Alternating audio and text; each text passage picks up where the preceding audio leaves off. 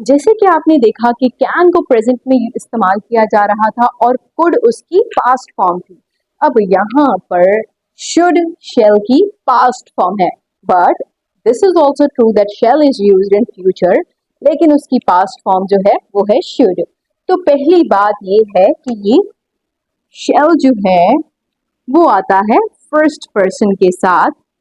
Okay, first person के साथ जो है आई और वी।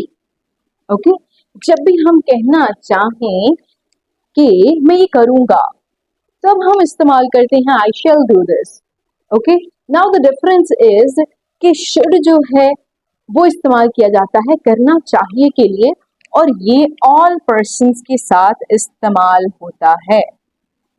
अब आप कहेंगे, आपके दिमाग में क्वेश्चन आएगा कि क्या शेल बाकी पर्सन के साथ लाइक सेकंड थर्ड पर्सन के साथ इस्तेमाल नहीं होता? बिल्कुल होता है, लेकिन इसकी सिर्फ कुछ सिचुएशंस हैं, कुछ कंडीशंस हैं जिनमें ये इस्तेमाल किया जाता है सेकंड या थर्ड पर्सन के साथ।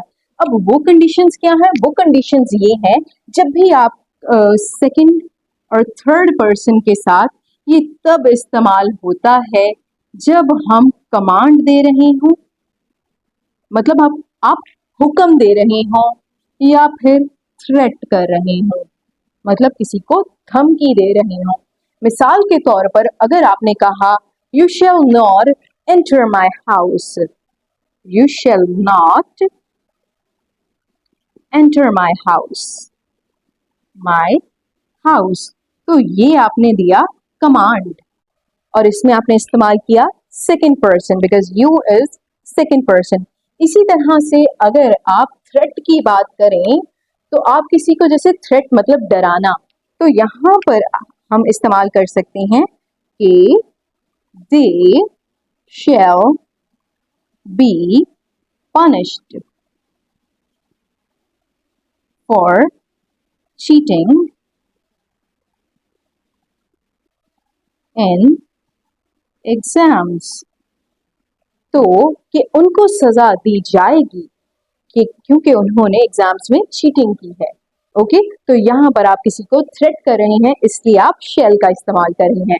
अगर फर्स्ट पर्सन के साथ शेल का इस्तेमाल देखा जाए तो हम कह सकते हैं I shell prepare for my exams, मैं अपने एग्जाम्स की तैयारी करूंगा।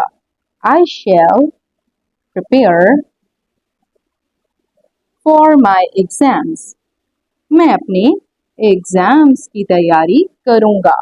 Before that I must mention के मॉडल वर्ब्स का इस्तेमाल जब भी किया जाए अकेले, मतलब शेल के साथ बी या हैव का इस्तेमाल नहीं हो रहा, किसी भी मॉडल वर्ब को जब आप अकेले इस्तेमाल करेंगे तो उसके साथ फर्स्ट फॉर्म ऑफ वर्ब लगेगी। यहाँ पर मैं ऐड कर देती हूँ वर्ब की फर्स्ट फॉर्म।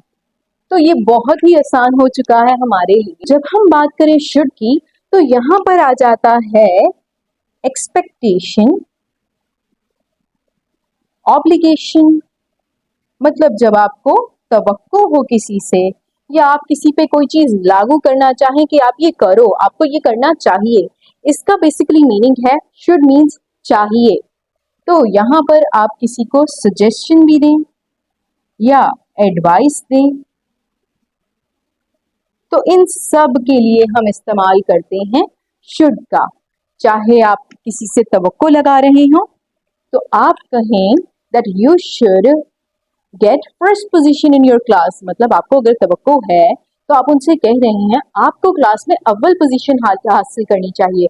इसी तरह से अगर आप किसी के ऊपर फर्ज करना चाह रहे हैं, आप किसी को कहना चाह रहे हैं ये करो, तो आप यही कहेंगे you should go and study, तुम जाओ और तुम्हें पढ़ना चाहिए, तुम जाओ और तुम्हें पढ़ना चाहिए।